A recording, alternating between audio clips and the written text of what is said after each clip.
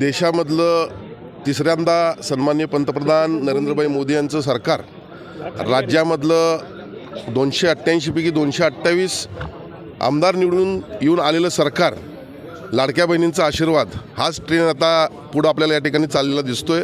आणि मला खात्री आहे की 81 पैकी 65च्या वरती जागा या ठिकाणी महायुतीला मिळतील.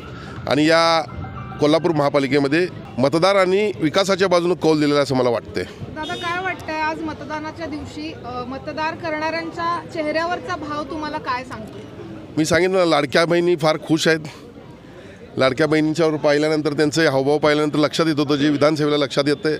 आणि खऱ्या अर्थानं जर आपण पाहिलं तर गेल्या 5 वर्षामध्ये महायुतीच्या माध्यमातून कोल्हापूर शहरामध्ये विकासाचं वारं वाहते आणि हे मतदारांनी मान्य केलेलं आहे.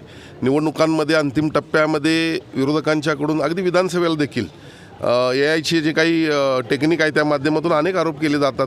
यावेळेला देखील केले गेले, पण मतदारांनी ते झिडकारलेले आहेत आणि निश्चितपणे कौल महायुतीचा असेल असं मला वाटतं. आज 15 जानेवारी काँग्रेसच भारी अशी टॅगलाईन होती आणि त्या टॅगलाईनच्या माध्यमातून या ठिकाणी आपला झेंडा फडकेल असा विश्वास सतेज पाटलांनी व्यक्त केला. 1947 साली देशाला स्वातंत्र्य मिळालं आणि 2014पर्यंत गरिबी हटाव ही देखील त्यांची टॅगलाईन होती. गरिबी कधी हटवली नाही आणि त्यामुळे आता त्यांच्यावर लोकांचा विश्वास राहिलेला नाही आहे. कोल्हापूरसह राज्यामध्ये 29 महानगरपालिकांमध्ये महायुती भारी असं आपल्याला दिसेल. कोल्हापूरचा महापौर हा आमचे राज्याचे नेते मुख्यमंत्री फडणवीस साहेब, उपमुख्यमंत्री एकनाथ शिंदे साहेब, उपमुख्यमंत्री अजितदादा पवार साहेब हे ठरवतील.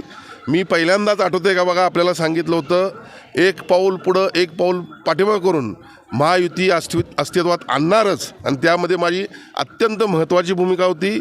महायुतीमध्ये कधी एकत्रित असताना थोडंफार नुकसान होत असतं, थोडंफार फायदा होत असतो, पण मी महायुती घडावी यासाठी अत्यंत मनापासून प्रयत्न केला आणि ती महायुती झाली. महायुतीचे सर्व निर्णय हे एकमतानं होतील. महायुतीचे सर्व नेते आम्ही एकमेकाच्या विचाराशी सहमत आहोत. 4 नगरसेवक महापालिकेत होते. आता काय विश्वास वाटतो, कारण दुसऱ्या क्रमांकाची जागा वाटपामध्ये देखील तुम्ही बाजी मारली होती.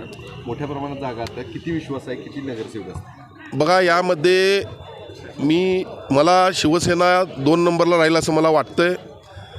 जागांचं वाटप आमच्याकडे थोडं कमी आहे तरी पण, आणि काही ठिकाणच्या जागा अशा आहेत की त्या निवडून येण्याच्या परिस्थितीत नाहीत, पण तरी देखील 20-22 सीटच्या वरती जागा शिवसेना गेल्याची मला खात्री वाटते. शेवटच्या 24 तासात माहितीनं दडपशाहीचं राजकारण केलं असं आमदार सतेज पाटील. आमदार सतेज पाटील हे निगेटिव्ह नेरेटिव्ह सेटर बादशाह मी म्हणतोय त्यांना नेहमी. त्यांचं काय ऐकायचं, आता पायाखालची वाळू घसरलेली आहे. अनेक निष्ठावंतांना शिवसेनेनं उमेदवारी डावली, ते याच्यात बंडखोरी करून उभं राहत, दुसऱ्या पक्षानं उभं राहत. बघा, निवडणूक म्हटली तर थोडंफार या गोष्टी होतात. मी देखील फार हतबल होतो, मला देखील फार वाईट वाटलेलं आहे. सगळ्या शिवसैनिकांना इच्छुक मी उमेदवारी देऊ शकलो नाही, पण निश्चितपणे त्यांचं राजकीय पुनर्वसन मी करणार आहे. त्यांना विविध समित्या, महामंडळं असतील आणि ज्या शिवसैनिकांना उमेदवारी देऊ शकलो, निवडून येण्याच्या परिस्थितीत होते, अशा सर्वांना उमेदवारी देण्याचा मी प्रयत्न केलेला आहे. आणि ही परिस्थिती दर निवडणुकीत असते. 2010ला देखील असंच होतं, 2015ला देखील असंच होतं. म्हणून शिवसैनिकांना मला कोणी सोडलं नाही, पदाधिकाऱ्यांनी माझी साथ आजपर्यंत कोणी सोडली नाही, कारण त्यांनाही सत्य परिस्थिती माहिती आहे. आणि निश्चितपणे शिवसेना या ठिकाणी एकसंघ आहे. पुढच्या काळामध्ये ते आपल्याला दिसेल. चिरंजीव ऋतुराज क्षीरसागर देखील रणांगणामध्ये आहेत. काय विश्वास या मतदारसंघामध्ये आता तुम्हाला वाटतं? एकीकडं सर्वसामान्यांनी, दुसरीकडं धनशक्ती अशा पद्धतीचा प्रचार देखील सुरू असताना राजकारणामध्ये प्रचार काही असू शकतो, पण माझे चिरंजीव म्हणून मला त्यांचा अभिमान आहे.